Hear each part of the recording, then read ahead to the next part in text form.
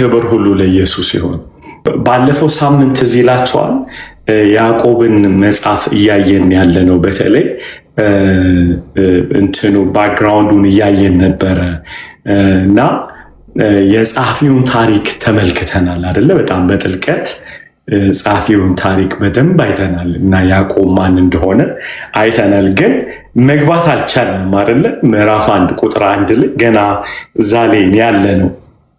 ትንሽዬ ዛሬ እንትን የጻፈላቸው ሰዎች እና ጸሐፊው ያዕቆብ ትንሽዬ እንደምታውቁት በጣም ይህም መጽሐፍ ሳየው ልቤን የተነካበትን ነገር እንደው ሼር ላድርጋችሁ በጣም ስለሚጠቅመን ማለት ነው።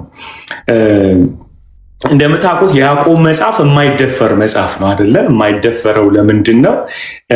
ኢቨን እነ ሉተር ጭቅጭቅ ላይ ነበሩ አይደለ? መግባት አለበት አዲስ ኪዳን መጽሐፍ ላይ የለበትም ምናምንና አንዳንድ በጣም ሀርሽ የሆነ ቃል እንኳን ሉተር ተናግሯል። ይህንን የጄምስን ወይም ደግሞ የያዕቆብን መጽሐፍ በሚመለከት ምክንያቱም ከጸጋ ወንጌል ጋር ይጋጫል የሚል እምነት ነው የነበረው። እሱን ባለፈው ሳምንት ትንሽ የኮንቴክስቱን ልነግራችሁ ሞክሬ ነበር። ያዕቆብ መጽሐፍ እምነት ነው፣ እምነት በሥራ መገለጥ አለበት የሚለውን ሐሳብ ያዕቆብ ማን ነው ሉተር አንድ ነገር ትንሽ የከባድ ቃል የተጠቀመው ምንድን ነው? ገለባ ነው ብሎ ነበር። እንደውም አዲስ ኪዳን መጽሐፍ ውስጥ መቀላቀል የለበትም። የመለሰላቸው እሱ በደንብ እዚህ ጋር እንድታስተውሉ እንድሰሙኝ ይፈልጋለሁ። ያዕቆብ ይህንን ያለበት ማን ነው? ሉተር ይህንን ሲናገር የሮም ወይም ደግሞ ካቶሊክ ቤተክርስቲያን አንድ ቻሌንጅ እያቀረበ ነው ያለው። ይሄ ሰውዬ የሪፎርመር ነው አይደለ? የሪፎርመር አባት ብለን ነው የምንጠራው ሉተር። ሲነሳ በእግዚአብሔር ቃል ብቻ፣ በጸጋ ብቻ፣ በኢየሱስ ክርስቶስ ብቻ አይደለ? በመጽሐፍ ቅዱስ ብቻ የሚለው እዛ ላይ ቆሞ ስለነበረ እሱ ትኩረቱ የሮሜ መጽሐፍ ነው፣ የጸጋ ወንጌል ነው። እዛ ላይ ትኩረት አድርጎ በጊዜው የነበረውን ኮንቴክስት ማየት ግዴታ ያስፈልገናል። 16ኛው ክፍለ ዘመን ላይ የሚጸደቀው ብለው እነሱ ስራ እንኳን ብለው የሚሉት ካቶሊኮቹ እያወሩ ያሉት በቤተ ክርስቲያኗ ላይ የሚደረግ መስዋዕት በጣም ቁልፍ ቦታ ነው ያለው አይደለም፣ መስጠት አለብን ብለው ያምናሉ። ያ ከባድ ቻሌንጅ ነበረ በዘመኗ ለነበረችዋ ቤተክርስቲያን። የሉተር እዛ ጋር ቻሌንጅ የሚያደርግበትን ማይንድ ማየት መቻል አለብን።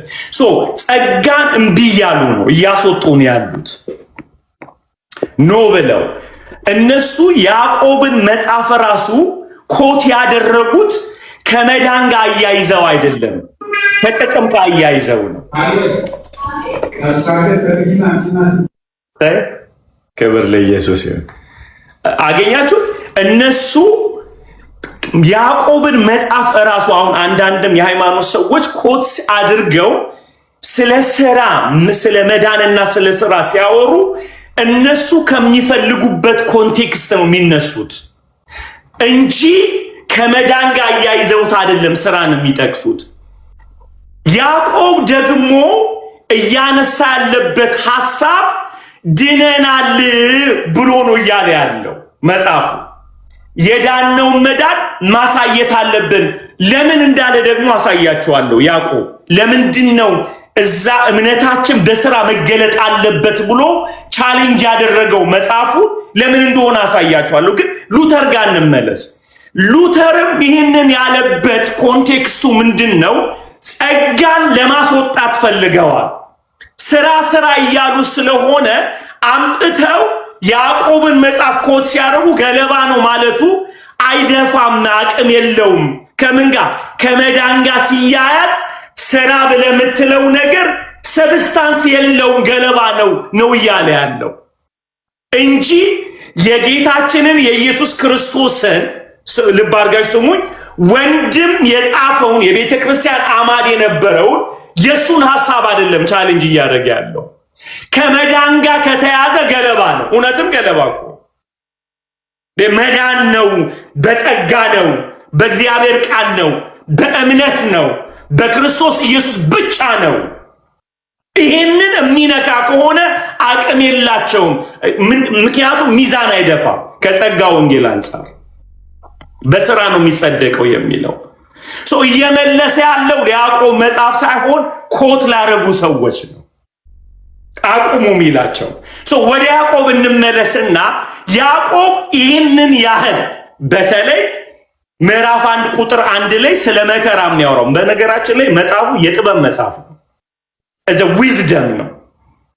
ኦኬ የሚገርም ዊዝደም ነው። በሁሉ አቅጣጫ ዊዝደም ይኑራችሁ፣ እንዴት መከራን መጠቀምና ኢየሱስን የምትመስሉበት አድርጋችሁ የምትጠቀሙበት ዊዝደም ይኖራችሁ ነው መጽሐፉ የሚለው። ግን የጸሐፊው ልብ እናውራ። ለምንድን ነው ትኩረት ያደረገው? በደንብ አድርጋችሁ ስሙኝ። ጳውሎስ ሂዝ አፖስትል ሐዋርያ ነው፣ ያዕቆብም ሐዋርያ ነው። በሁለቱ መካከል ልዩነት ያለው ግን ያዕቆብ ትኩረት የሚያደርገው የመጋቢነት ልብ አለው። ልቡ መጋቢ ነው ያዕቆብ። ፓስተሪያል ሃርትን ያለው ሲጽፈው ኦኬ ትኩረት የሚያደርገው ለምን እንደሆነ አሳያችኋለሁ። አይታችሁ ከሆነ ሐዋርያ ሥራ ምዕራፍ 7-8 ላይ the only person የምታገኙት በቤተ ክርስቲያን ታሪክ ውስጥ ዮሐንስ፣ ጴጥሮስ፣ ያዕቆብ በኢየሩሳሌም ቤተ ክርስቲያን ነበሩ አይደለ? ሲኖሩ ማተገደለ እስጢፍ አይደል? እስጢፋኖስ ሲሆን ቤተ ክርስቲያን ውስጥ ምን ገባ? ቤተ ክርስቲያን ምን የመጀመሪያው ስደት ፐርሲኪዩሽን ሲፈጠር በተፈጠረበት ፐርሲኪዩሽን ስደት ላይ በጸሎት የሚተጉ ሩት ስለሚል ያዕቆብ ከጸሎት ሰዎች አንዱ ነው። ህይወቱ በጸሎት የተያዘ ነው። እዚህ ጋር በጣም ድንቅ ነገር እናወራለን። እሺ በጣም ድንቅ ነገር እናወራለን። በጣም ቦምብ የሆነ ነገር ልንገራችሁ። እንደው በጌታ ስም this is sweet okay this is so sweet። አሁን ጸሎት እኛ የሚመስለን ለምኖ መቀበል ነው አይደለ? ጸሎት ማለት እንጸልያለን፣ ከዛ ከእግዚአብሔር እንቀበላለን። እንትን ምንድነው የምንፈልገውን ነገር ወይም የጸለይንበት ነገር በዛ ኮንቴክስት ስለምናስብ አንድ ሰው የጸሎት ሰው ነው ብለን ስንል ሞር ሰውየው ለማኝ ነው እያልን በሌላ ቋንቋ ይለምናል እግዚአብሔርን እያልን በደንብ አድርጋችሁ ስሙኝ። ያዕቆብ ግን የለማኝ ሰው አይመስልም። ያዕቆብ ጸሎቱ ጉልበቱን ቁርበት እንደቀየረውበት በጽናት ህይወቱንም የቀየረለት ሰው ይመስላል። ልድገመው ይሄንን። ምክንያቱም ያዕቆብ በሞተ ጊዜ ሊቀብሩት ሲሉ ጉልበቱ እንደ ግመል እግር ሆኗል አይደል? የተንበል እንደውም ምንድነው የሚሉት የቤተ ክርስቲያን አባቶች ያዕቆብ በእግሩ ከሄደበት ጊዜ ይልቅ በጉልበቱ የሄደበት ዘመን ይበልጣል ብሎ ያምናሉ። ስለዚህ በጉልበቱ ሲሄድ ነበር። ስሙኝ፣ የጸሎት ውጤት በስደት ውስጥ እንዲጸና ነው ያደረገው እንጂ እንዲቀበል አይደለም ያደረገው። ሰው በያዕቆብ ኮንቴክስት ከሄድን የጸሎት ሰው መሆኑ በስደት ውስጥ እንዲጸና አደረገው። ስለዚህ ሰውየው እየጸለየ የነበር አቅም ነው፣ ጸጋ ነው እየተቀበለ የነበረው ማለት ነው እንጂ የሚጠይቀውን ነገር እየተቀበለ አይደለም። ምን እንደሆነ የሚጠይቀው ነግራቸዋል። የያዕቆብ ትልቁ ጸሎት የቤተ ክርስቲያን አባቶች እንደሚሉት ሲጽፍም ለ12ቱ ለተበተኑት አይሁዳውያን ይጸልይ።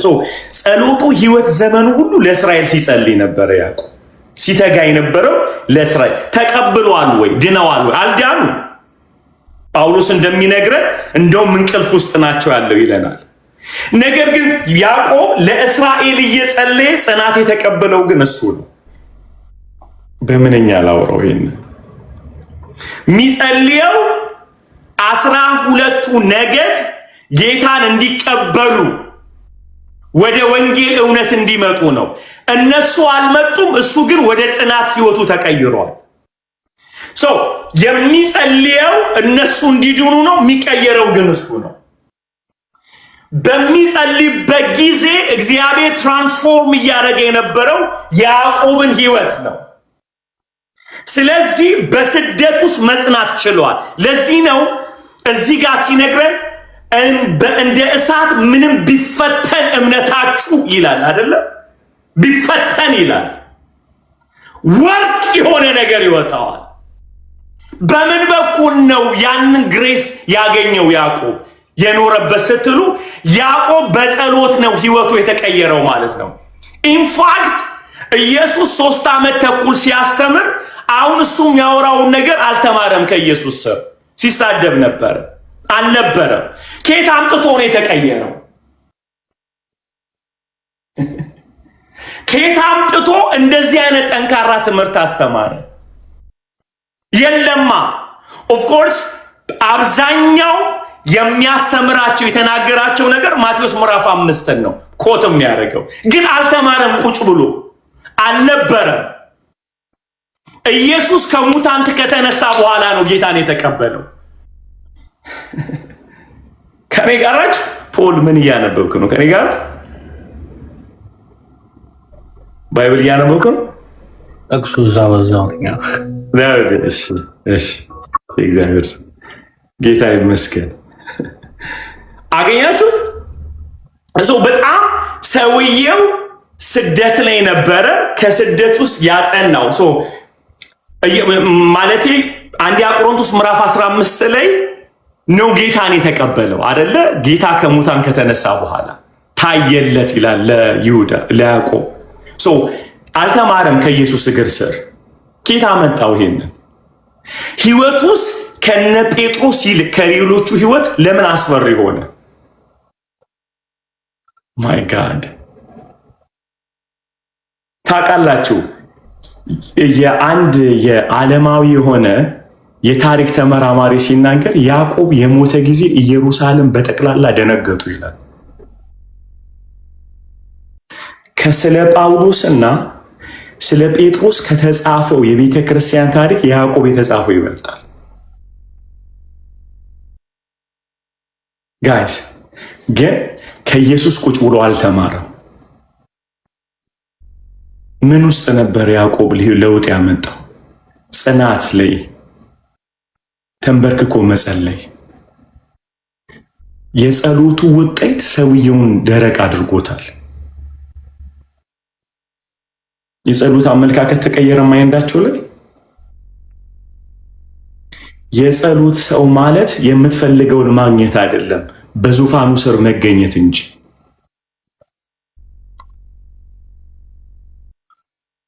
የሚጸልየው ለእስራኤል ነው፣ የተለወጠው ግን እሱ ነው። የጸሎት ሰው ስትሆኑ አንድ መከራ ቢመጣ ለሁላችሁም ጸንታችሁ የምትቆሙት ወደ ጸሎት ላይ የምትከርሙ ሰዎች ብቻ ናችሁ።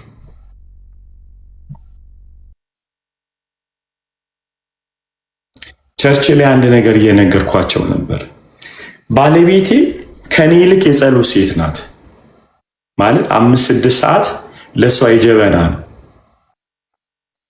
አገኛችሁ? አባታችን ወይ በሰማይ የምትኖር ብላ ነው የምትነሳው ከ4 ሰዓት በኋላ ማለት ነው። እና ጸልያ ስጨርስ በኋላ ደግሞ ለጸሎት ልገባ ነው ትላለች ማለት ነው። ስሙኝ በደንብ አድርጋችሁ። ባሏ ነኝ። መከራ ሲመጣ ግን እኩል ሪስፖንድ የለንም። እኔ ጥቅስ ውስጥ መደበቅ እፈልጋለሁ። ቆሮንቶስ፣ ገላትያ ምናምን ስለ እሷ አይዞ እግዚአብሔር አለ ትላለች። እና እኩል መከራ መጥቶብን የእሷ ለመከራ ምላሿ ፊቷ እንደ ባልጭት ነው። ለኬት ነው የሚመጣው? ደሴም ፕሮብለም ቤታችን ላይ ሲመጣ እሷ ጸንታ የመቆም አቅሟ ምንድን ነው ሲባል የምትከርምበት የዙፋን ዓለም የእግዚአብሔር ዓለም አጥንቷን ዓለም ልሟታል። this the difference አገኛችሁ? ገባኝ። ለካ የሚመጣው ወጀብ ሪዚስት እንድታደርጉ የሚያደርጋችሁ በጸሎት የምትተጉት ህይወት ጸጋ እናንተ ውስጥ እንዲገባ ያደርጋል ማለት ነው። ያዕቆብ አልተማረም፣ ግን ተለውጧል።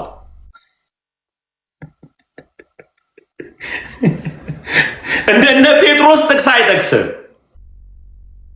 እና ከጌታችን ጋር ስንሄድ ስማር ምናምን ማለት አይችልም ያዕቆብ።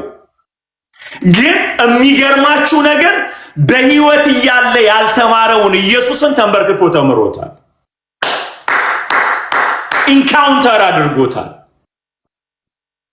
አዩት ሚ ጋይስ በህይወት እያለ 3 ዓመት ተኩል ሲያስተምር ቁጭ ብሎ አልተማረም። ታዲያ በምን ለውጥ በምን አይነት አቅም ለውጥ እዚህ ውስጥ ገባ?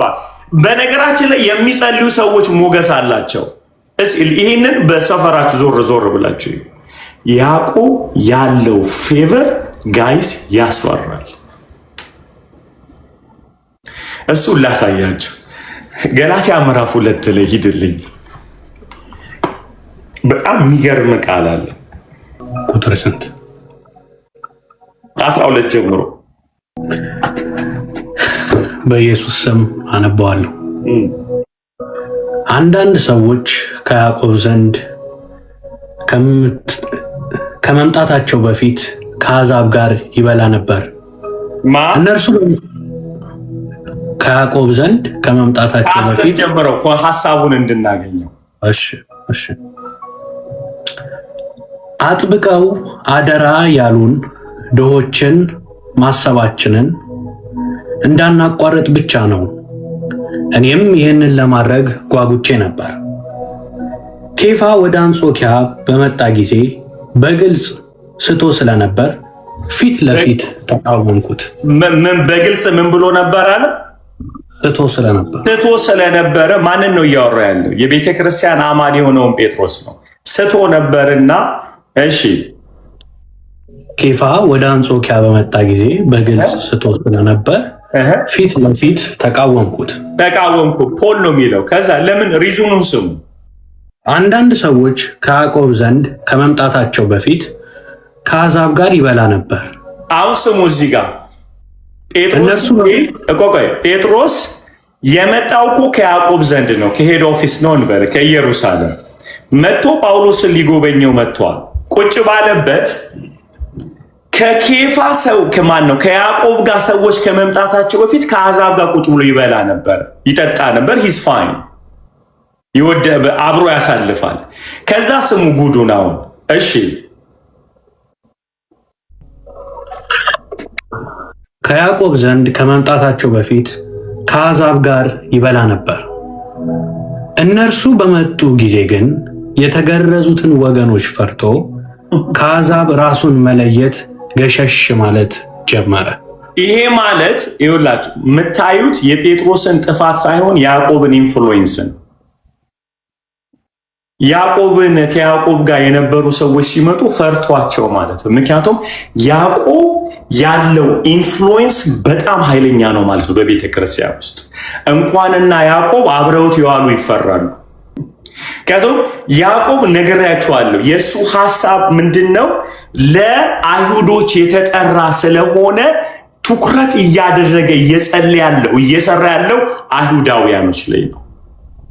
ስለዚህ አይሁዳውያኖች ላይ እየተጋ ስላለ ጴጥሮስ መጥቶ ከጳውሎስ ጋር ሲያሳልፍ ከአሕዛቦች ጋር ቁጭ ብሎ ይበላ ነበር። ከያዕቆብ ጋር ተልከው ሰዎች ሲመጡ ግን አስመሰለ ማለት ነው። ያዕቆብ ቢመጣ ምን ሊሆን ነው? ጴጥሮስ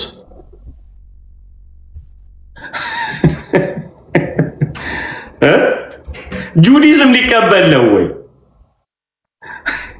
ሊስት ነው ወይ ሰውየው? አይገርምም? ሰው አሁን አይታችኋል። ይሄንን አሁንም የማሳያችሁ የያዕቆብን ኢንፍሉዌንስ ነው። እንዴት የተማረው ከጌታ ጋር የነበረው ማን ነው? ጴጥሮስ። በልዩ ግርማ የመጣው ደግሞ ያዕቆብ ነው። ስለዚህ ነው ፊት ለፊት ተቃወምኩት ያለው። አስመሰለ፣ ስቶ ነበራል። ልቃወሞ ይገባል። ይህንን የጸጋ ወንጌል እንትን ሊለው ፈለግ። ምክንያቱም የያዕቆብ ኢንፍሉዌንስ በጣም ኃይለኛ ስለነበረ ነው። ቅዱስ አያችሁት? ኬታ መጣው ይህንን ኢንፍሉዌንስ፣ ይህንን መክበር ኬታ መጣው። የጸሎት ሰው ነበር ያዕቆብ። ይጸልያል፣ እንደሚጸልይ የሚታወቀው ሰውዬ ወደ እግዚአብሔር እንደጸለየ የምታውቁት ደግሞ ጸለይ ነኝ ብሎ አላወራም። ሲሞት ነው እንደሚጸልይ የታወቀው። ሬሳውን ሲያነሱ ጉልበቱ የግመል እግር ሆኗል። የጸሎት ሰዎች እንደሚጸልዩ ያወሩ፣ ተለውጠው ግን ታገኛቸዋላችሁ። ጾሜ ነበር አይሉ። በምን እንደሚገዟችሁ ልንገሯችሁ። እነሱ ወክ ሲያደርጉ አትሞስፌሩ መቀየር ይጀምራል። ታገኛችሁ። መንቀሳቀስ አትችሉ። ሰው እንዳልኳችሁ 3 ዓመት ተኩል አልተማረም ሰውየው ያዕቆብ። ነገር ግን ጌታን በተቀበለ በአጭር ጊዜ ውስጥ የቤተ ክርስቲያንን የሊደርሽፕን ዋና የመጀመሪያው ተደማጭ ያደረገው ምን ይመስላችሁ? ቢኮዝ ኦፍ ዘ ፕሬየር። የጸሎት ህይወት ነው። የጸሎት ህይወት ነው። ሌላው ልምጣላችሁ። በጣም የገረመኝ ነገር አይታችሁ ከሆነ ምዕራፍ 1 ቁጥር 1 ላይ ለ12ቱ ነገዶች ብሎ ነው የጀመረው። ማግኛችሁ ለ12ቱ ነገዶች ለተበተኑት ብሎ ነው ያለው። እና አዲስ ኪዳን ውስጥ ካለ ጠንካራ የብሉይ ኪዳን መጽሐፍ ነው እስኪባል ቅድም እንዳልኳችሁ አንዳንድ ሪፎርመሮች እስኪቃወሙ ድረስ አባቶች ጠንካራ የሆነበትን ምክንያት ኤቲካል ነገር ነው የሚናገረው ሰውየው። በደንብ ስሙኝ። ስለ ኤቲክስ ነው የሚናገረው፣ ስለ ንግግር፣ ስለ አንደበት፣ ስለ ትዕግስት፣ ስለ ዲቪዥን አይደል? ያዕቆብ መጽሐፍ ወጥ አይደለም፣ ምክር ነው። ቅድም እንዳልኳችሁ ምክር የሆነበት ሰውየው መጋቢ ስለሆነ ነው። በፊት በኢየሩሳሌም ላይ በነበረበት ጊዜ ስሙኝ፣ ምዕመኑን ሊድ ያደርግ ነበር፣ ይመግብ ነበር። ስደት ከተነሳ በኋላ ምን እንዲጽፍ ትፈልጋለህ? ይህ ሰውዬ ተስተካከሉ ከማለት ውጭ ሂዘ ፋዘር ሰውየው የመጋቢ ልብ ነው ያለው። የመጋቢ ልብ ሲኖራችሁ የተበተኑ እስራኤላውያን አሁን በሱ ስር አይደሉም፣ ስደት ላይ ነው ያሉት። ስደት ላይ ሲሆኑ እየነገራቸው ያለው ጸሐፊው ያዕቆብ ሲጽፍላቸው እናንተ ሰዎች ተጠንቀቁ፣ ብዙዎቻችሁ አስተማሪ አትሁኑ፣ አንደበታችሁን ጠብቁ። ይሄ የተበተነው ህዝብ አሁን ከስሩ ስላይደለ ስለሄደ ራሱን ፕሮቴክት የሚያደርግበትን ፕሪንሲፕል እየሰጠው ነው። ለዛ ነው የጻፈላቸው። የጠነከረው መጽሐፉ ማለት ነው። አጠገቡ የሉም፣ መመገብ አይችልም ከስሩ ሆነው ያናር አራውንድ ሂም ምንድነው ሄደዋል። ስለዚህ ነው ጳውሎስ ማን ነው ያዕቆብ አጻጻፉ ራሱ የምክር ነው፣ ትምህርት አይደለም እያስተማረ ያለው፣ ዶክትሪን እየሰጣቸው አይደለም። ፕሪንሲፕል፣ የመኖር ፕሪንሲፕል እንዴት አድርገው የዳኑበትን እውነት እንደሚጠብቁ ነው እየነገራቸው። ምክንያቱም አጥቢያ ቤተ ክርስቲያን ውስጥ የሉም። አንድ ነገር ስሙኝ፣ አንደበትን ጠብቅ። በጣም ከባድ ቃል ነው የሚናገረው። ገሃነመ እሳት ነው አንደበት ይላል።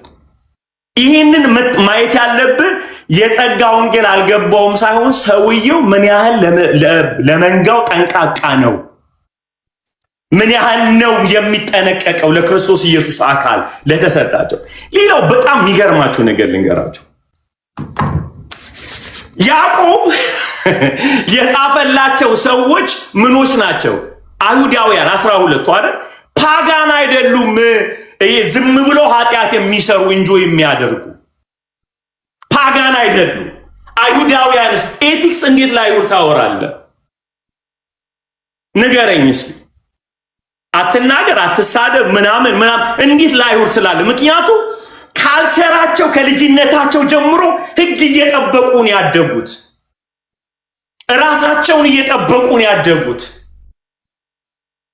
እንዲህ አይነት ኮራፕሽን የለባቸውም። ታዲያ ያዕቆብ ከየት አመጣው ሲባል ወንጌልን ከተቀበሉ በኋላ ግን ድነናል ብለው እየተጨማለቁ ነበር። እነዚህ ሰዎች ሳይድኑ በፊት ቅዱስ ነበሩ፣ ይጠብቁ ነበር ህጉን። አሁን ከዳናችሁ በኋላ ምን ነካችሁ ነው እያላቸው ያለው። ምን ሆናችሁ ነው? ምክንያቱም መፊት እያሉ ህግ ሲጠብቁ ምን ብለዋል? በጣም ተጠንቅቀው ፈርተው ነበር የሚኖሩት። ይሄ ወንጌል ሊያበላሻችሁ አይደለም እያላችሁ ያለው እረፉ። ልትበላሹ አይገባም። ተመለሱ ነው የሚላቸው። ወዴት?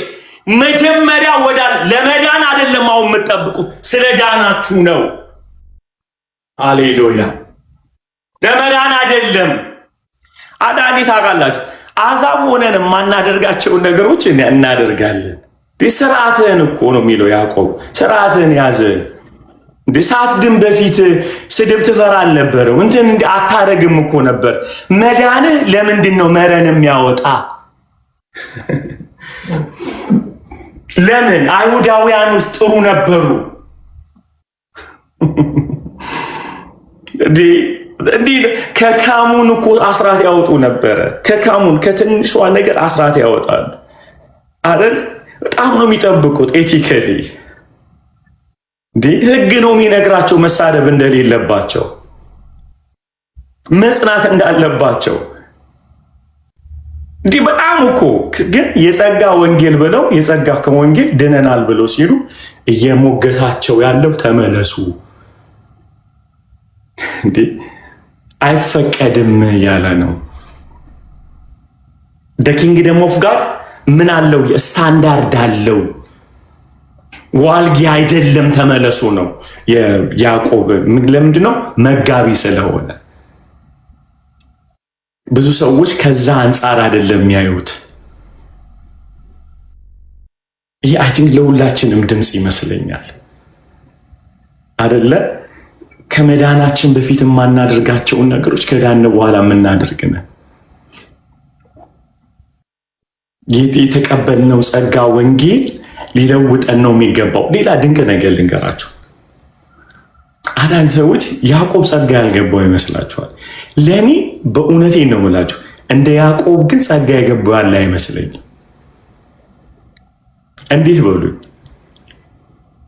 ጸጋ ባይሆን እንዴት ይቀየራል ይህ ሰውዬ? ንገሩኝ። በምን ሂሳብ ያዕቆብ ይቀየራል? ምን የሰራው ነገር አለ? ምን ኮንትሪቢዩት አድርጓል? ታላቅ ወንድሙ ፈጣሪው ባይገለጥለት ኖሮ ያዕቆብ ሲኦል ይገባ ነበረ። በአንደኛ ቆሮንቶስ ምዕራፍ 15 ላይ ተገለጠለት። ከዚህ ውጭ ጸጋ ምንድን ነው? የማይገባውን ነገር እኮ ነው የሰጠው። ጎበዝ፣ እንዴት አድርጎ ጀጅ ሊያደርግ ይችላል? ሌሎች ላይ ያዕቆብ በፍጹም ሊያደርግ አይችልም። እኔ እንደውም በያዕቆብ መጽሐፍ የማየው ነገር ታውቃላችሁ፣ የነደደ የተቃጠለ ለእግዚአብሔር የቀና ይሁን የተቆጨ ሰው ህይወት ድምፅ ነው የሚሰማኝ እኔ በያዕቆብ መጽሐፍ ውስጥ። አወይ በዘመኔ ሁሉ በተከተልኩት የሚል አወይ አንደበቴን በጠበቅኩኝ፣ አወይ ስጸልይ በኖርኩኝ ያወቅኩ ጊዜ እንደ ወንድም አይቼው ለካሱ ፈጣሪዬ ነው። ለዚህ ነው ቁጥር 1 ላይ ምንድን ያለው? የእግዚአብሔርና የኢየሱስ ክርስቶስ ባሪያ ብሎ ከዘመድነት አውጥቶ የአብ እኩል አደረገው አይደለ? ማርቆስ 6 ላይም ማቴዎስ ምዕራፍ 13 ላይ ኢየሱስ ሲጠራ ኢየሱስ ማን ነው? ዮሴፍ፣ ማርያም፣ ወንድሞቹ እየተባለ ስታንዳርዱ ሲጠሩ ሁሉ ኢየሱስ እዛ ውስጥ ነበር የሚገባው። ወንድሞቹ እየተባለ ማለት ነው አይደለ? ሰው ያዕቆብ ከተጠራ ታላቁ ይጠራል። እሱ ከተጠራ እናቱ አባቱ ይጠራሉ። ሰው ኢየሱስ በምን ተርታ ነበረ? በቤተሰብ ተርታ ነበረ። ከሙታን ከተነሳ በኋላ ግን በአብ ተርታ ነው ያለው። በአብ ቀኝ ነው ያለው እሱ። የኢየሱስ ክርስቶስ እና የእግዚአብሔር እና የኢየሱስ ክርስቶስ ባሪያ ብሎ ወጥቷል። አሁን እንደፊቱ ታላቅ ወንድም የምለው አይደለም። he is my God። የአብ እኩል ነው። የአብ መልክ ነው። ሃሌሉያ። አላቀውም። አሁን ምኑ ነኝ? የሱ ባሪያ እምሰግድለት። በነገራችን ላይ እዛ ጋር ባሪያ የሚለው ኮንቴክስት በፍቃደኝነቱ ለዘላለም የተገዛ ማለት ነው። ፍቃዱን የተወለት ለማን? ለአብ እና ለወልድ። ይህንን ሲጽፍ ማን ነው? ያዕቆብ አይሁዳዊ እንደሆነ እንዳትረሱ። በተአምር ሁለት አምላክ አድርገው እስራኤል ሆይ ስም አምላክ እግዚአብሔር አንድ ነው። የሚል ጥቅስ አለ አይደለ? ዘዳግም 6 ላይ አንድ ነው የሚል አለ። ታዲያ አምጥቶ ባሪያ ነኝ ስል ቶታል ሰሬንደር ያደረግኩ ብሎ እግዚአብሔርን እና ወልድን እኩል አደረጋቸው ማለት። ምን አይነት ብርሃን የበራለት ምን አይነት የጸጋ ወንጌል ነው! ጸጋ ማለት እኮ ኢየሱስ ሲገለጥ ማለት ነው። ጸጋ ኢነርጂ አይደለም አይደለ? ክብር ለኢየሱስ ይሆን። ጸጋና እውነትን ተሞልቶ በእኛ አደረ ተብሎ ተጽፏል። ሃሌሉያ ሃሌሉያ። ፐርሰን ነው ጸጋ፣ ኢነርጂ አይደለም። ማይ ጎድነስ ሃሌሉያ። አንድ ላይ አንብብልኝ አሁን ስሙ። ያዕቆብ ቁጥር 1 ጀምሮ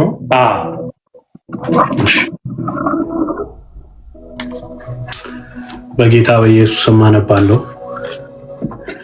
የእግዚአብሔርና የጌታ የኢየሱስ ክርስቶስ ባሪያ የሆነው ያዕቆብ ለተበተኑት ለ12 ነገዶች ሰላም ለእናንተ ይሁን።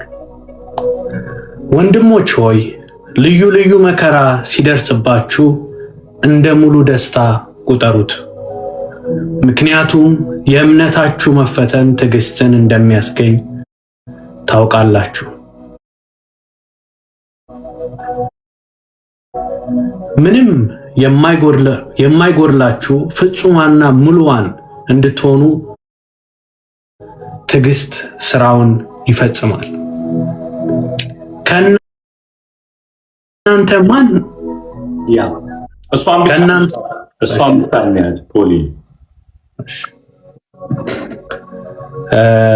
ምክንያቱም የእምነታችሁ መፈተን ትዕግስትን እንደሚያስገኝ ታውቃላችሁ። ምንም የማይጎድላችሁ ፍጹማንና ሙሉዋን እንድትሆኑ ትዕግስት ስራውን ይፈጽማል። ሃሌሉያ። በተለይ ወንድሞች ሆይ ልዩ ልዩ ፈተና ሲደርስባችሁ የሚለውን ቃል እንደ ሙሉ ደስታ ቁጠሩት። እችን ብቻ እንመልከት። አሜን። ልዩ ልዩ ፈተና ሲደርስ፣ እስኪ ከኔ ጋር በሉ። ልዩ ልዩ እንትን እኮ አይደል? ልዩ ልዩ ማለት ልዩ ልዩ ማለት ትርጉም ልዩ ልዩ ልዩ ልዩ ፈተና ሲደርስ ኮንቴክስቱን እንመልከት። ያዕቆብ ለእነማን ያለው የሚለውን ለ12ቱ ለተበተኑት አይሁዳውያን አይደል? ስለዚህ የሚላቸው ልዩ ልዩ ፈተና ከሆነ ስደት የሚያመጣቸውን ነገር እንመልከት። የመጀመሪያው ነገር የኢኮኖሚ ክራይሲስ ነው አይደል? ቤታችሁን ለቃችሁ ነው የምትሄዱት። የገንዘብ እጦት ያጋጥሟቸው ልዩ ልዩ ሰው ኢኮኖሚያቸው ይመታል። ገስዋት የብቸኝነት ደግሞ ችግር ይፈጠራል ማለት ነው። ምክንያቱም ዘመድ አዝማዶቻቸው ነው ለቀው የሚወጡት። ሁለተኛው ምን ማለት ነው? መጀመሪያ ኢኮኖሚ ነው። ሁለተኛው ደግሞ የሰው እጦት ያጋጥማቸዋል። ሶስተኛ ነገር ደግሞ አይዴንቲቲ ማለት አይቀበሏችሁ። እንደ ስደተኛ ነው የምትቆጠሩት። አንድ ኢትዮጵያዊ ሲናገር ምናል በጣም ገረመኝ። አንድ ስንዝር ከቤትህ በራክ ቁጥር እየቀለልክ ነው የምትመጣው። ማንም ሰው በቤቱ ነው ንጉስ። ስደት የመጀመሪያው ነገር የሚያመጣብህ እንድትቀል ያደርግሃል አይደለ? እየተዋረድክ ነው የምትሄደው። አንድ ስንዝር በራክ ቁጥር እየቀለልክ ትሄዳለህ ከቤት። ስደት ሁለተኛው ሶስተኛው የሚያመጣባቸው ነገር ምንድን ነው? የራስን ማንነት እንድትክድ ያደርጉሃል። ይታያል። ንጉስ ከመባል ስደተኛ ወደ መባል ትመጣለህ ማለት ነው። አዩዝ ሚ ጋይስ። ከዛ ስሙኝ፣ በጣም ከባድ ነገር የራስን ዓለም እንድትፈጠር ያደርግሃል። እዚህ ጋር በጣም ከባዱ ነገር ስደተኞች ታውቃላችሁ፣ የራሳቸው ከለር የራሳቸው ካልቸር ይፈጥራሉ፣ የራሳቸው አስተሳሰብ ይፈጥራሉ። ስደት የሚያመጣባቸው የሚቀርጽባቸው የሆነ ስዕብና አለ። ከባድ ነው ጋይስ። ያዕቆብ እዚህ ጋር ሲናገር ምን አለ ግን? ወንድሞች ሆይ ልዩ ልዩ የሚለው እነዚህንም ጨምሮ ነው። ስደት የሚያመጣቸው በጣም ብዙ ነገሮች አሉ። ሲደርስባቸዋል እንደ ሙሉ ደስታ ቁጠሩት። አም ትራይንግ ቱ ሲ ቁጠሩት የሚለውን ቃል ማየት ፈለግኩኝ ማለት ነው። እንዲሁ ያዕቆብ ምን እያለ ነው? ተደሰቱ እያለ አይደለም፣ ቁጠሩ ነው እያለ ያለው አይደለ? ተደሰቱ፣ መከራ ሲደርስባችሁ ሰዎች ናቸው። እንዴት ነው የሚደሰተው? መከራ ደርሶብን ደስታውን የምታመጣው መቁጠር ማለት ስሙኝ፣ ዋጋውን መተመን ማለት ነው። አሁንም ደግሜ እላለሁ፣ ቁጠሩት ማለት ካልኩሌት አድርጉት ማለት ነው። ደግሜ እላለሁ፣ ቁጠሩት ብሎ ሲል ማን ነው? ያዕቆብ ልዩ ልዩ ፈተና ሲደርስባችሁ ሊመጣ ካለው ክብር ጋር ሂሳቡን ስሩትና ውጤቱን አምጡ። የሚመጣው ክብር አሁን ከሚደርስበት ስደት ጋር ሲመጣጠን ምንም አይደለም፣ ዋጋውን ያሳጣዋል። the glory የምንቀበለው ክብር ከዚህ ጋር ሲመዛዘን ማለት ሁልጊዜ መቁጠር ማለት ካልኩሌት ማድረግ እንጂ 1 2 3 6 መከራ ደርሶብኛል ሃሌሉያ ማለት አይደለም። ቁጥር ስትባል ካልኩሌት አድርገው፣ ሂሳብ ስራ።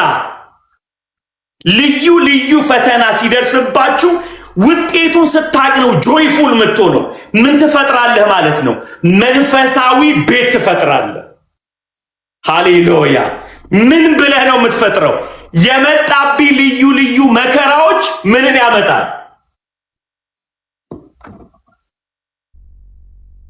ትዕግስትን ያመጣል፣ ጽናትን ያመጣል። ሃሌሉያ። አገርም ስራው ይፈጸማል። የትኛው ስራ? የኢየሱስ መልክ። መንፈስ ቅዱስ የጀመረው ስራ በእኛ የልጁን መልክ ሊያመጣ የሚፈልግበት መንገድ ይሄኛው ልዩ ልዩ ፈተና ሲደርስባችሁ መልኩን ሊያመጣው ነው። ምንድን ነው የሚለው? አንብበው ስሙ። ወንድሞች ሆይ ልዩ ልዩ መከራ ሲደርስባችሁ እንደ ሙሉ ደስታ ቁጠሩት። ምክንያቱም የእምነታችሁ መፈተን ይታያችኋል። እዚህ ጋር የእምነታችሁ አሁን ትጸልያላችሁ፣ በስደት ላይ ትቁት ድረስልን ትላላችሁ፣ ትፈተናላችሁ አይደለ? ላይሆን ይችላል። የምጸልዩት ነገሮች ሁሉ መከራው በእናንተ እንዲያልፍ አድርጋችሁ ስትጸልዩ የዛ ነገር ሪስፖንድ ላይኖር ይችላል። አንድ ግን ምላሽ ይመጣል። በውስጣችሁ የሚፈጥር ነገር አለ። ስሙ። እሺ ስሙ።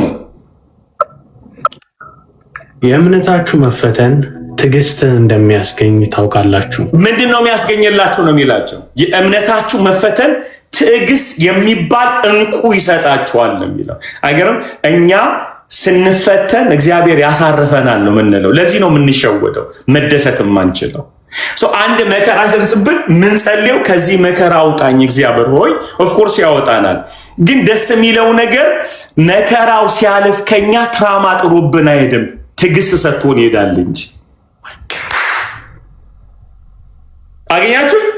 አሁን እኛ ምንድን ነው የምንቸገረው? ብዙም ልዩ ልዩ መከራ ሲደርስብን እንደ ትራማን እንደተረገመ እንደማይጠቅም ዘመድ እንደሌለው የሚረዳው እንደሌለ ውጭ ሀገር ገንዘብ የሚልክልን ሰው ነው የምንፈልገው።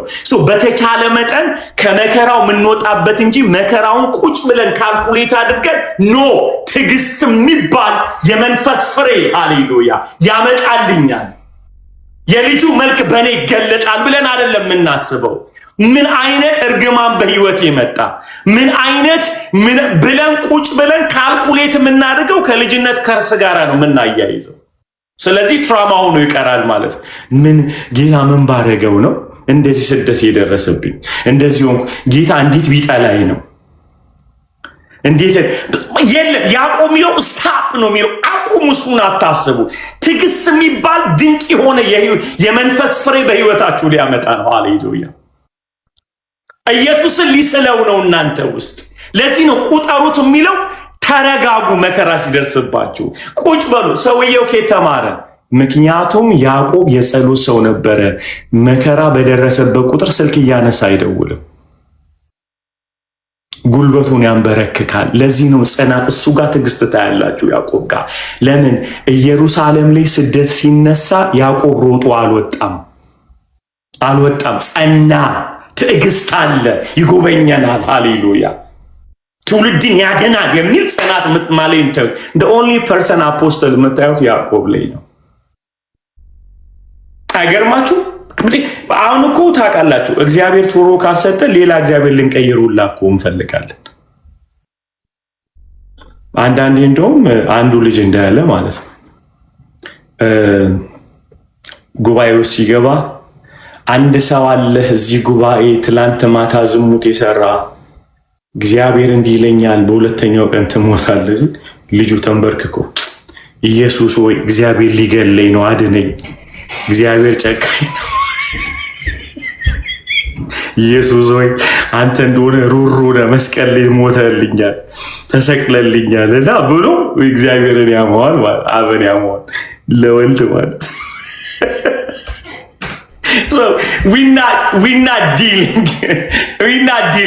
ዲል አይደለም የምናደርገው።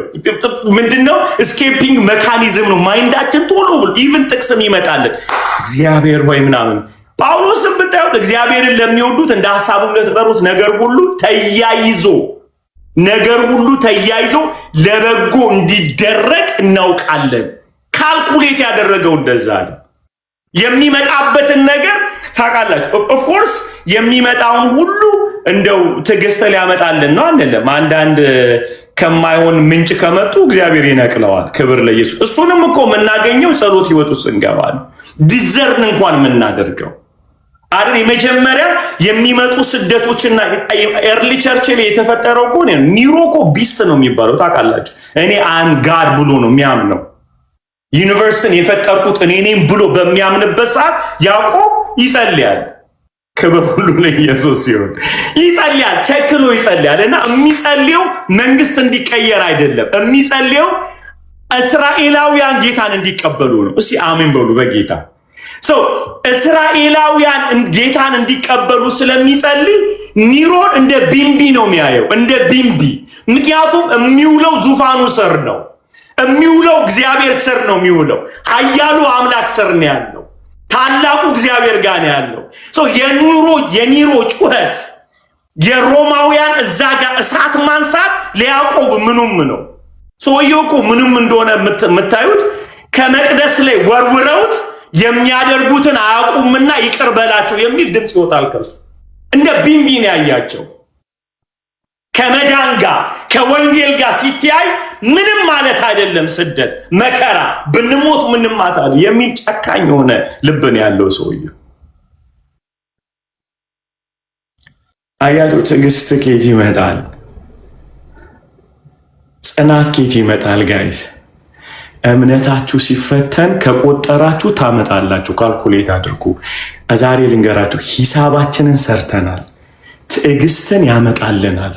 የምንፈተንበት ነገር ትራማ አይደለም፣ ፔን አይደለም። ፔን የሚፈጠረው ለዚህ እኮ ነው ጋይስ። ቁጭ ብለን አሁን እንደው ምን አርጊያት ነው እንደው በመድኃኔዓለም ምበላውን የከለከለች ነው ይድፋ ስትሉ እናንተ ውስጥ ድፋት የሚል መንፈስ ይፈጠራል ማለት ነው። ቀንጥሳት ነው እንትን በላት። ውስጣችን በመራርነት ነው የሚሞላው። የሚፈጠረው ነገር ተመስለ እግዚአብሔርን ለሚወዱ እንደ ሐሳቡ ነገር ሁሉ ለበጎ ሲል ውስጣችሁ የሰላም መንፈስ ይመጣል። ሃሌሉያ! የሰላም መንፈስ ካፓሲቲያችሁ ይቀየራል። ሰውን ለመባረክ የሚመጣው መከራ ወደ መራርነት አትቀይሩትም፣ እንደውም ትጠቀሙታላችሁ ወደ ፍቅር። ሃሌሉያ! ሃሌሉያ! እስቲ አሜን። ለፖል ጠዋት አንድ ነገር እያልኩት ነበር፣ በጣም ይገረመኝ። ጌታ ውስጤ ተሰብሮ በጣም በቃ ሰው ጎርቶ፣ ሰው ስላችሁ ሰዎች ያውም ፓስተሮች፣ በጣም ትልልቅ አገልጋዮች የሚደመጡ እነሱ ሲያወሩ እነሱ ናቸው ትክክል፣ እኔ አይደለሁም። ቆሜ በጣም ከመሰበር የተነሳ መንገድ ላይ እንደዚህ እምባዬን አታይም ወይ እግዚአብሔር ወይ አታይም ወይ? እና ላገኘው ሰው ሁሉ አወራለሁ፣ እንዲያርገውኝ እንዲያድርገው አላወኩም እኔ። ከዛ ጌታ እንዲያለ ማታም መተኛት አቅቶኛል። ይህን ስላችሁ ለአመታት ነው። እሺ ዋን ናይት የመጣ አይደለም። ከዛ አንድ ቀን ጌታ ነፃ መውጣት ትፈልጋለህ አለኝ ጌታ። አዎ አልኩት። አዎ ጌታ ወይ ነፃ መውጣት ፈቅስ ይቅር በላቸዋለኝ። እኔ መሰለኝ ልግደላቸው የሚለኝ መስሎኝ ከኔ ጋር ሊቆም ምን አለ ቢጨርሳቸው የሚል ነው የኔ ጥበቃ። ፍትህ አይደለም። ስማቸውን የፓስተርነታቸውን ታይትል ተጠቅመው ነው የመጡኝ። ብዙ ምላስ ስላላቸው ገብቷቸዋል። በጣም ያስፈራል። ገሷል። ይቅር በላቸው አለኝ ጌታ። ከዛ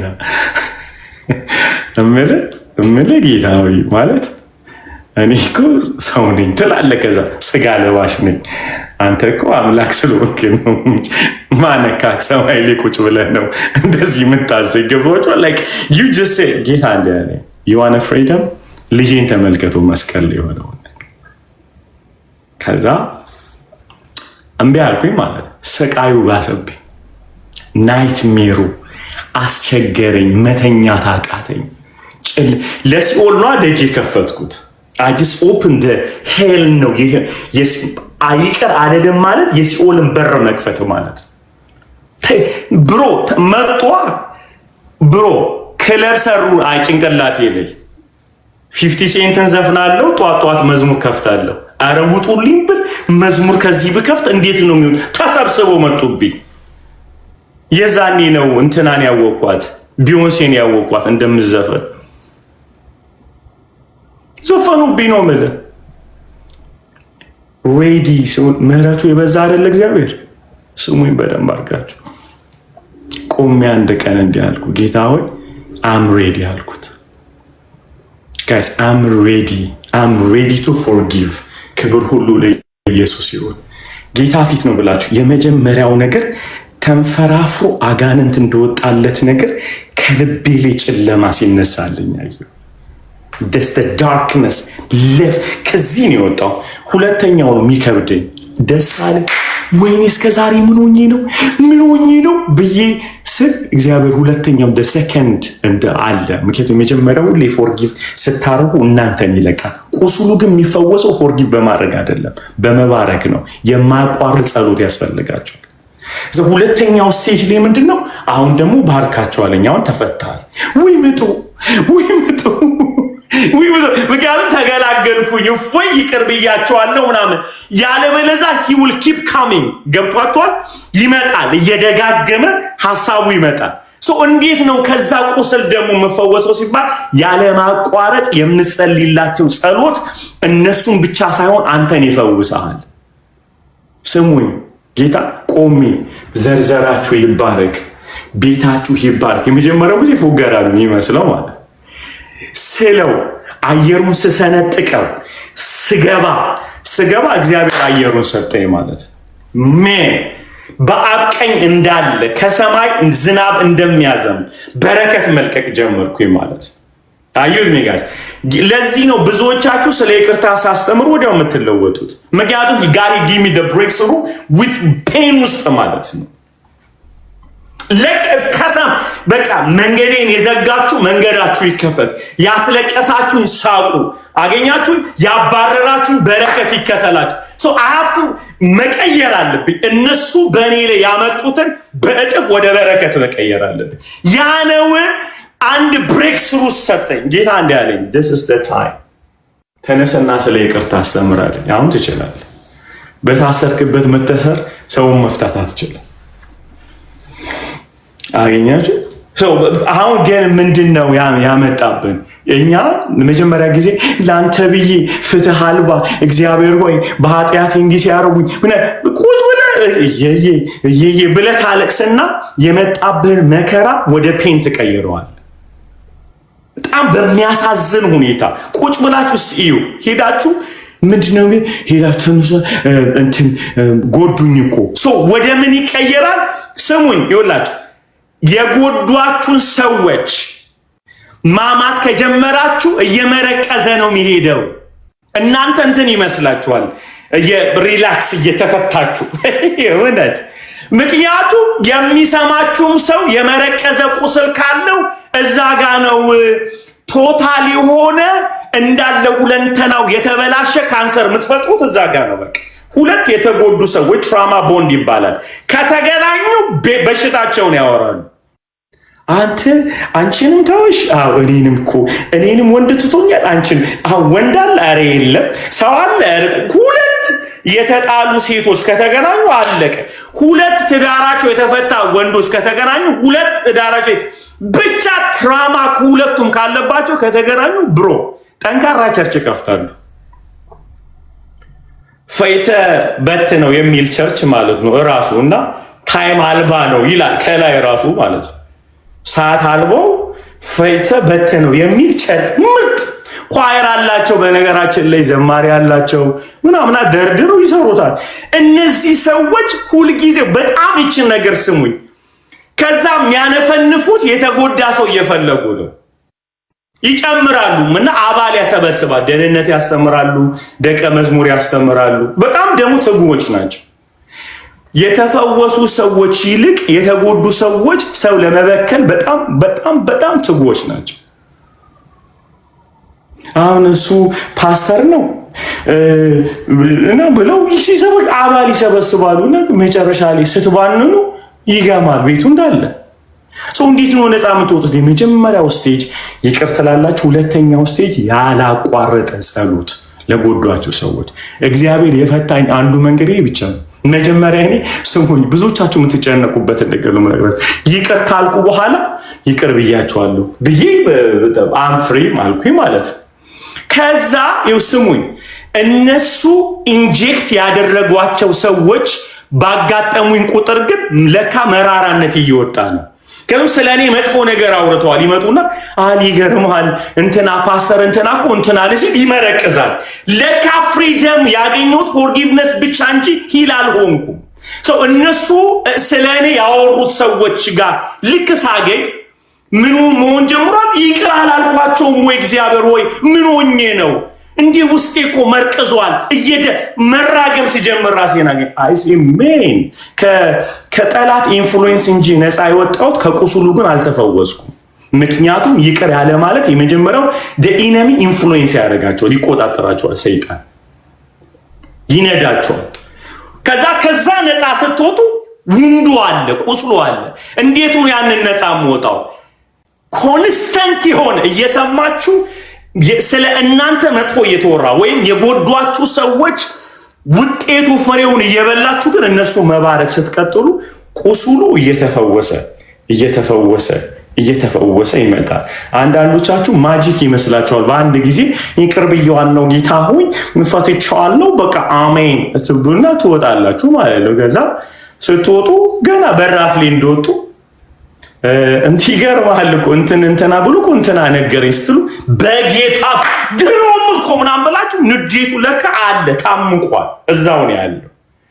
አስባችኋል? እናንተን የመረዟችሁ ሰዎች፣ ለሌላ ሰዎች ስለ እናንተ ክፋት ያወሩ ሰዎች እናንተ ሰዎቹን ይቅር ካላችሁ በኋላ የመረዙትን ስለ እናንተ ክፉ የሰሙትን ሰዎች መፈወስ አትችሉም። መፈወስ የምትችሉት ራሳችሁ ብቻ ናቸው። Don't try to change people። እኔ አንድ መንፈሳዊ ዲቫይን የሆነ ዊዝደም ልንገራችሁ። በጌታ ስሙኝ፣ ይሄንን በጌታ ስሙኝ። ዲቫይን በጣም ድንቅ ጥበብ ልንገራችሁ። ከልባችሁ ይቅር አርጋችሁ ያለማቋረጥ ለነዛ ሰዎች ምጸልዩ ከሆነ እግዚአብሔር አየሩን ያጠራላችኋል ስለ እናንተ። ይውልሲ ዳርክነስን ያነሳዋል። ይሄ በህይወት የተለማመድኩትን ነው የምነግራችሁ። እግዚአብሔር አየሩን ይሰጣቸዋል፣ የህዝቡን ልብ ይሰጣቸዋል። ስለ እናንተ መጥፎ የሰሙ ሰዎች እነሱ በምትባርኩበት ጊዜ ሳያውቁት ጥቀርሻው ልባቸውን እየለቀቀ ይሄዳል፣ መራርነቱ እየለቀቀ ይሄዳልና ክፉ ሰምተው እንኳን ይወዷቸዋል። እኔ እኮ በቃ አንተን ሳስብ እኮ ልቤ ይቃጠላል። በፊት እኮ የት አግኝቼው ልግደለው ብሏቸዋል። የት አግኝቼ ነው የምፈጠፈጠው? the time when you are intercessors ለነሱ መማለር ሲጀምሩ ልባቸው ተፈውሷል ማለት። ከዛ ወደ ምን ትቀይሩታላችሁ ማለት ነው? ትዕግስት ወደሚባል ፍሬ ይቀየራል። ከትራማ ወደ ምን ይቀየራል? ወደ ጥሩ ሪሶርስ ትጠቀሙታላችሁ። ይሄ ነው ልዩ ፈተና ሲደርስባችሁ እንደ ሙሉ ደስታ ቁጠሩት፣ ካልኩሌት አድርጉ። ለምን? ትዕግስትን ያመጣላችኋል። ፓወርፉል እኮ ነው ጋይስ። በነገራችን ላይ የኔ እናቶች እንደው የኔ እህቶች እንደው ቅድሳኖች ስሙኝ በጌታ ትዕግስት እናቴ ትዕግስት ስለሆነች አይመጣም። እሺ እኔ ወንድም ወይም ትዕግስቱ የሚባል አባቴ ስለወለደ ትዕግስት አይመጣም። ብዙዎቻችሁ እንትን ይመስላችኋል፣ እንትን የትራፊክ መብራት ማለት ነው ህይወት። ጌታ የትራፊክ መብራት ይመስል ሊበራ ነው በራ ብለህ እንደምትነዳው አይደለም። ወይም ደግሞ ገና ሳይበራል እንደምትነካው አይደለም። ላይፍ ፔሸንሲ ይፈልጋል። እንዲህ ጎበዝ በጣም እኮ ነው የሚያስቀው። እኛ በተለይ በ21ኛው ክፍለ ዘመን ላይ ቁጭ አለን። ኤአይስ አይደለ በአንድ ጊዜ ሰብስቦ የሚሰጠን መረጃ እንደዛ ሆኗል ህይወታችን። በነገራችን ላይ ሲስተማቲክ ሆኖ ትዕግስት ከውስጣችን እንዲመታ ተደርጎ ነው የተሰራ ነው። ቴክኖሎጂ የሚሰጠን ስራችንን አቅልሎልናል፣ ትዕግስታችንን ግን ሰብሮታል። አይገርማችሁ? ዲሳይፕል መሆን አንፈልግም። አሁን ብዙዎቻችሁ ዩሮፕ ፎር ጂሰስ ምናምን አያለው ብዙዎች ሁላችንም ምንድነው መፈል ሻራባ ሻካባ ምናምን ነገር ተለውጫለሁ። እኔ ማለት አይከብድም። ላይፍ የሚባል ፍሬንድ እኛ ራሱ እኮ ስንፈጠር እናትና አባታችን ተገናኝተው ተጋብተው አብረው ተኙና ከዛ በኋላ ሁለቱ በፈጠሩት ፓሽን 9 ወር ተጸንሰን ነው የተወለድ ነው። አስበዋል። በ7 ወር የተወለደ ልጅ አቅሙን በ6 ወር በ3 ወር እንደዛ ካልወጣው ሻራባራባ ብናም ብለህ ትወጣለህ። ከዛ ነፋሱ ይመታሃል። አቅም የለም። አፒታይት የቃሉ አፒታይት የለም። የጸሎት አፒታይት የለም። ቁጭ ብሎ የመማር የማስተማር አፒታይት የለም። ምን ፈንዲሻ ትመስላለህ ባጭሩ ማለት ነው። በእንግሊዝኛ ፓፕኮን ይባላል። ላይፍ ነው ጋይዝ። እኔ እንቀደስ አይደለም ግን አንድ ነገር አለ። የሚመጡብን ነገሮች ወዲያው በአስማት እንዲቀየር እንፈልጋለን። ምክንያቱም ነቢያቶቹ ሸውደውናል። በጣም ተይዘን ነቢያቶቹ ብቻ አይደሉም ሁሉም ምን ብለው ነው የሚሉት? ይቆሙና ዛሬ የእግዚአብሔር ቃል ይመጣል ለዘላለም ትለወጣል። እኔ ምን እንትን አረከው እንዲህ ማለት አይከብድም? ዛሬ ቃል ይመጣል በቃ አንዴ ትነካለህ ለዘላለም ትከይ። ምን ለምን ነው የምትፎግሩን? እኔ እንግዲህ ፔንቴኮስታል ከሆንኩኝ መቼም ይኸው 27 ዓመት ቸርች ውስጥ አለው። አንድ ቀንም ተቀየረ ያላቅም። የተቀየርኩት እሳት እየገባብኝ ነው። ጌታ በእኔ ላይ ያልጫነ ሰው እንትን ብቻ ነው ዘበኛው። እሱንም ስለማንገናኝ ነው። እሳቸው ስለማይኖሩ እንደዚህ እየተላለፍን እንጂ ያልጫነብኝ እንትን ላብራቶሪ ነው መስላችሁ። በቃ ሁሉም ቼክ ያደርጉብኛል። ቅባታቸው እንደሚሰራ ትንቢታቸው ይስራ አሊሌ ነበር የሚሞ እየቀለድኩ አይደለም። ጌታ ፊት ብላችሁ ከስዋኔ ስለሆንኩ ከእስልምና ስለመጣው እጁን እንዲህ ላለ ሁሉ ሰጥ ነበር። ምክንያቱም እኔ የማውቀው ጉዳይ የለም። ሰው ኢየሱስ ካለ ሊጸልይልኝ ነው ብዬ ተለማመዱብኝ ነው ምን ፍሬንድ። ከዛ አቁሞ በቃ ዛሬ እናትና አባት ጌታን ይቀበላሉ። አባቴ ሲሞት አረ ፍሬንዶች በቃ ከዋነት የተነሳ አይ በቃ ድኗል ማለት ነው። እኔ ኦንሊ ኢየሱስ ራሱ ኢየሱስ ጋር ይሄዳሉ። ኢየሱስ ብለዋል። እኔ የዋሸው አይደለም። ጌታ ፊት ብላችሁ ጌታ ነው ሐሰተኛ እንደሆኑ የነገረኝ። አላቅም ትምህርት ራሱ አልነበረኝም። ብሮ በቃ ኢየሱስ ከተባለ እከተላለሁ ማለት ነው። ጌታ ሲራራልኝ በልጅነቴ ኢንካውንተር አድርጎኛል። ሶ ትንሽዬ ልቤ ከቀፈፈው ወዲያው ነው ምዞረው። ኧረ ጌታ ልቤ ደበረው ምናምን ጥቅስ አላቅማ ቆሮንቶስ አላቅ ገላቴ ያዕቆብማ ቆማ ተገላግዬ ነበር። ያዕቆብማ ጭራሽ የእንትን የአበሻ ሰም ነው ይመስለኝ አላቅም። ያዕቆብ መጽሐፍ አሁን ነው መጽሐፉ እንዳለ ያወቅኩት። በዚህ ገብቷቸው ነው። በዚህ ሁሉ እሳት ውስጥ ነው ላይፍ they need a patient በመድኃኒዓለም ስሙኝ። ከዛ ቆመ ማለት 3 ዘመን ለውጠኝ ጌታ ሆይ ለውጠኝ ብለህ አይነን ስከፍት የተለወጥክ ይመስላል። ዘምረ ሲጀር ከዛ የሚመጣብንን እንትኖች እንዴት መንዘረን ወደ ትዕግስት እንቀይራቸው። የመጡብንን መከራዎች እንዴት ከዛ የትራማ ቤት ሆነን ማለት ነው። አገኘ የትራማ ቤት። ምክንያቱም የሚመጡትን ሁሉ ካልኩሌት አናደርግን። የልጁ መልክ ልመስል ነው። ማይ ጋድ ከሞን ጋይስ ከሞን ትዕግስትን ሊያመጣብኝ ነው እግዚአብሔር ከውስጥ የሚያጥበው ነገር አለ ብለን አንመነዝረው። ሁሉ ነገር ሰበብ እንፈልጋለን። እኔ እንደውም በር የዘጋብኝ ያ ሰውዬ እግዚአብሔር ይንቀላውና ብለህ ረጋሚ ትሆናለህ። ባቸው በር ሲዘጋበት ጌታ ያንተን በር ዝጋ እያለ ቢሆንስ? ገብቶሃል? ምን ግባና ጸልይ በርን ዘግተህ እያለ ቢሆንስ? ለምን አትጠቀመው? አንድ ሰው ፊቱን ካዞረብህ እግዚአብሔር ፊቱን ሊመልስልህ እንደሆነ ቢገብ ከሆነስ? ስለዚህ ላችኋል አንድ ቪዲዮ አንድ የቴንክስ ጊቪንግ ጋይ ማለት ነው ብሮ እንዴት የዛኔ እንዳመሰገን ያው ቴንክስ ጊቪንግ ነው። እዚህም ጋር ተምረናል። ለሰው ሁሉ መልካም ያደርጉልኝ አድርጌ ሲጨርስ መልካም ያደርጉልኝ ሰዎች ሁሉ ባረኩኝ ማለት ነው። ባረኪ ሲጨርስ ያው ያላረጉልኝ ትዝ አሉኝ ማለት ነው። ሁሌ እንደዛ ነው የሚመጣባቸው። ትዝ ሲሉኝ ምን ልል ነው ይንቀልህ አፍርጠ ምናምን ስል መልካም አድርገው ካቆሙኝ ይልቅ ገፍተውኝ ያቆሙኝ ሰዎች በልተው አገኘዋቸው። ለምሳሌ ፊታቸውን አዙረውብኝ አይጠቅምም፣ እግዚአብሔር አንተን አይምርህም፣ ይቅር አይልህም ያሉኝ ሰዎች ቴስት እንዳደርግ ገፍተው እግዚአብሔር እግር ስር ጣሉኝ። ፎር ደ ፈርስት ታይም እንደ ሰይጣን ነበር ማያቸው። እግዚአብሔር ይቅር ብሎኝ ለነሱ ምህረት አድርጌ ዙፋኑ ስር ሆኜ ሳለቀስ እግዚአብሔርን አገኘሁት። የወንጌል እውነት የገባን ኢየሱስ ላይ እንዴ አሊ ለምንድን ነው ኢየሱስ የምትወደው? ማንን ልውደድ ታዲያ? እንዴ ማለት ማንን ልውደድ እንዴ? ህዝቡ እኮ ሻይ ቅጠል ነው ጎበዝ። በአንዴ ነው የሚቀየረው። በአንዴ ማጋ ሊሂድ ሰው ግፊታቸው ዙፋኑ ጋር ወሰዱኝ። አንድ እግዚአብሔር ሰው ሲናገር በጣም ድንቅ ነገር አለ። ይውላችኋል ድንጋይ ስትወረውሩብኝ መልሼ በወረውርባችሁ ኖሮ ሁለታችንም አልቀን ነበራል። ድንጋይ ስትወረውሩኝ ሳስቀምጠው ቤት ሰራውበታል። ለገስ ይሆንልኛል እና ግንብ ቤት ሆነ የማይፈርስ ክብር ሁሉ ለኢየሱስ ይሁን። መልሼ በወረውረው ግን እናልቃት ነበር። አንዳንዴ የተደረገብንን ለማድረግ ስንሄድ መልሰው 7 እጥፍ ይደረግብናል። ፈርሰን ነው የምንቀረው። ሰው የምንሰራው እንዴት ነው? አሁን በክፉ ፈንታ መልካም እንመልሳለን። በእርግማን ፋንታ በረከት እንመልሳለን። ያዕቆብ ልዩ ፈተና ሲደርስባችሁ እንደ ሙሉ ደስታ ቁጠሩት የሚለው ይህንን ነው። ተደሰቱ። ምን እያለን ከረንሲ ነው የምትለወጡበት ቢዝነስ መጥቷል። በጌታ አሜን በሉ። ፓርላማ አረጋችሁት። እስቲ አሜን በሉ።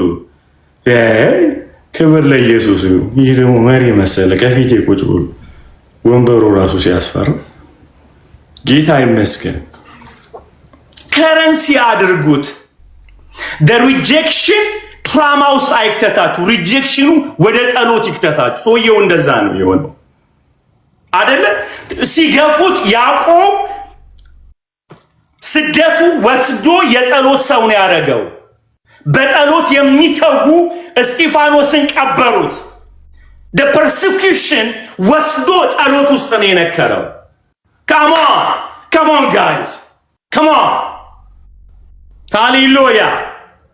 ኢየሱስን ያለ ማግኘቱ በህይወት እያለ በስጋ ወራት ያለ መማሩ እሱ ቁጭ ብሎ እያለቀሰ ወይኔ ኢየሱስን ሳላቀው እንደ ሙድ ያስኩበት አንተን ብሎ መሲህ ያልኩት ያስኩበት ብሎ ቁጭ ብሎ እየየ ብሎ መዝሙር አልሰራም። እንደ ዘመኑ እንደ አንዳንድ መዝሙሮች እንደ ነቋሪ መዝሙሮች አይደለ? ሰው ይተወኝ እንጂ እግዚአብሔር አይተወኝም የሚል የተመታ ይሆን እንደዛ አይደለም። ቆሙ ያዕቆብ ያለው እንደዚህ ነው። በስጋ ካልተማርኩኝ በትንሳኤው ስፒሪት ግን እማራለሁ። በጸጸት ቁጭ አልልም። ጋይስ ከመሆን አልተቀበልኩትም ወንድሜን ብዬ አልክ። ያዕቆብ በህይወት ኖረው ከተማሩት ይልቅ ጃይንት ሆኖ የወጣው የጸሎት ሰው ስለሆነ አንዳንዶቻችን የደረሰብን ትራማዎች ደብቆናል። እስቲ እዩ ራሳችሁን። በጣም ብዙ የተደበቅንበት ቦታ አለ። አንዳንዶቻችን ፊልም ውስጥ፣ መጠጥ ውስጥ፣ ምናምን ውስጥ በጣም የተደበቅንባቸው ቦታ የሆነ ነገር ሲመጣ ሽላለን ወዲያው ከፈት አድርገን ግብት እንላለን ማለት ነው።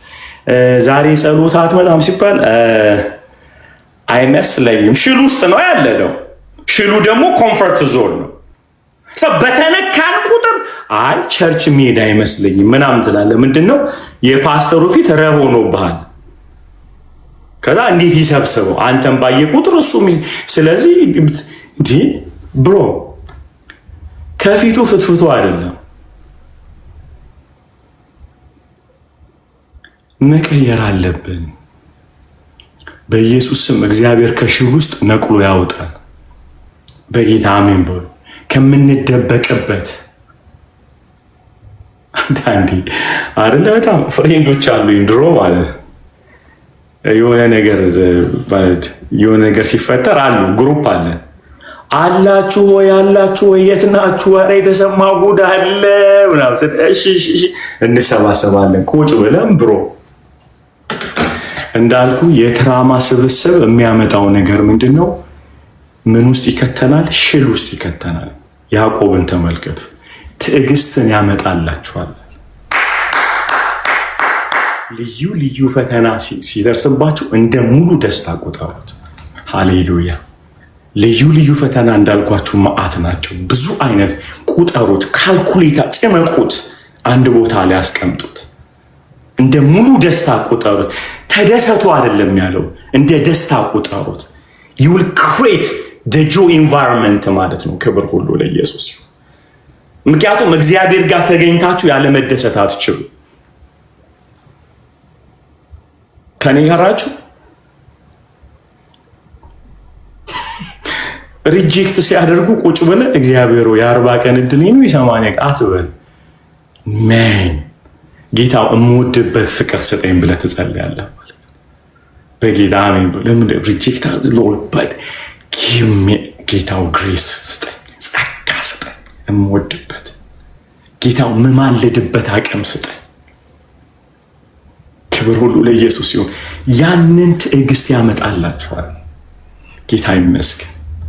አንዳንድ ጥቅስ ልስጣችሁና ሊጨርስ ይጠቅማችኋል ማለት ነው። ሃሌሉያ።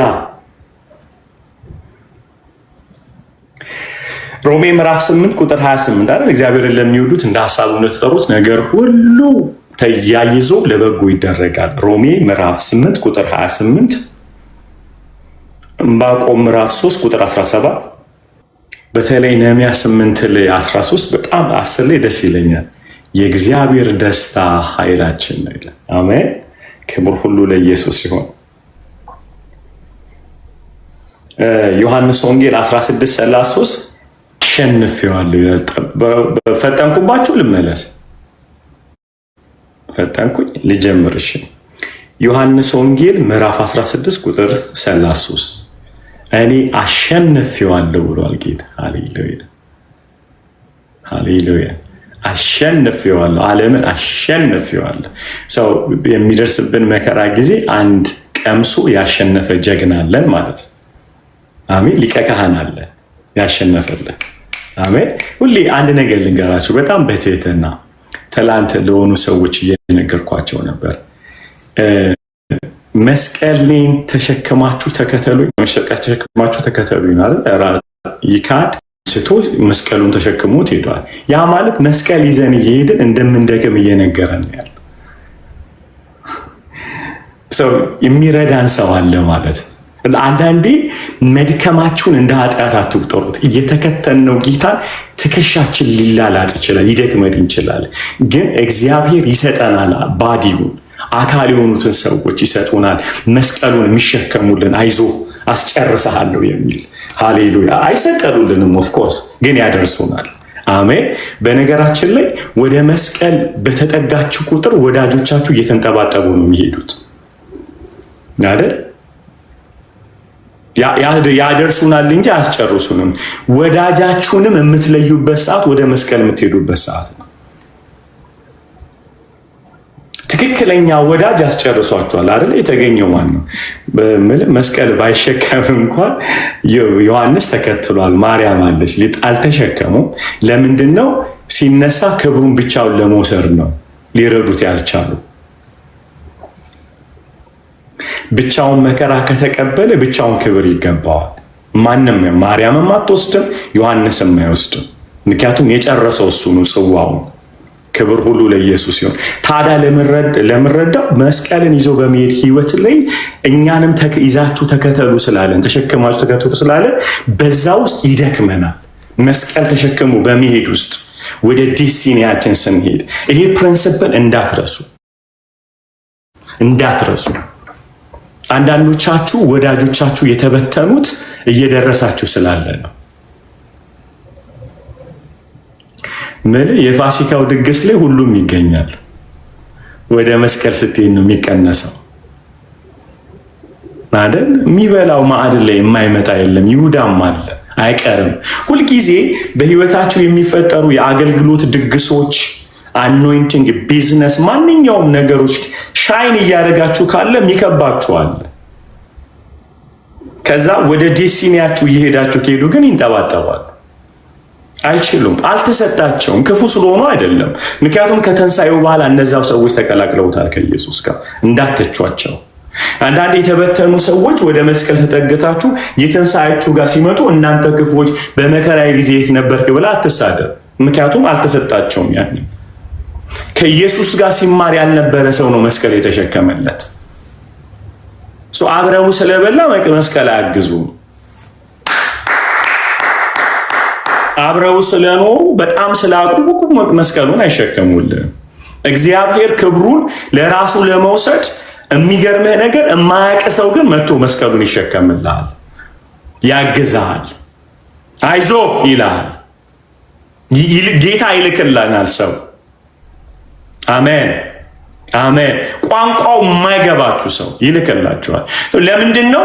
ሙሉ ለሙሉ እግዚአብሔርን ትረስት እንድናደርገው በጌታ አሜን ብሎ ጌታን ብቻ እንድናየው።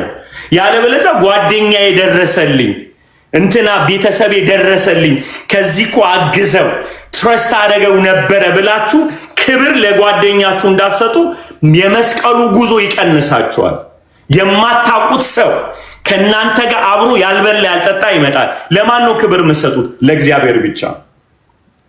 እግዚአብሔርን ትሉታላችሁ፣ መልካም አምላክ ነህ አንተ የፍጥረት መጋቢ ነህ የምትሉት የማታውቁት ሰው መጥቶ ሲረዳችሁ ነው።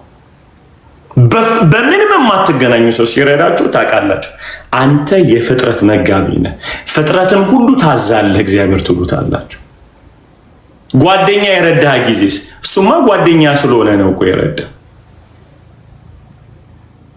ላገኛችሁ ብዙዎቻችን የተሸወርነው የዚህ ጊዜ ነው። ቂመኛ ይሆን ነው። በመከራዬ ጊዜ ተበተነብኝ ብለህ የትንሣኤ ጊዜ ልትበቀል ትላለህ። ከዛ ተመልሰህ ወደ መከራ ውስጥ ትገባለህ። ምክንያቱም የትንሣኤ ውጤት ትውልድን ለማዳን እንጂ ለመበቀል አይደለም።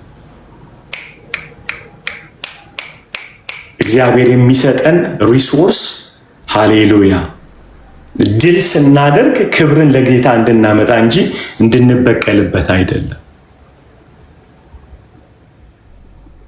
ሰው አይደለም ብለው የሰደቡን ሰዎች ከዛ ጠግበን ስናገኝ ሰው ሆንክ ብለው ሲሉን ተለውጠው አይደለም፣ አንተ ተለውጠህ እንጂ ጌታ ይረዳናል። አሜን። የተግባባን ነው። ሰው አንተን አትበሏቸው። እንደ የዳዊት ልብ አትሊስት ይኑርን።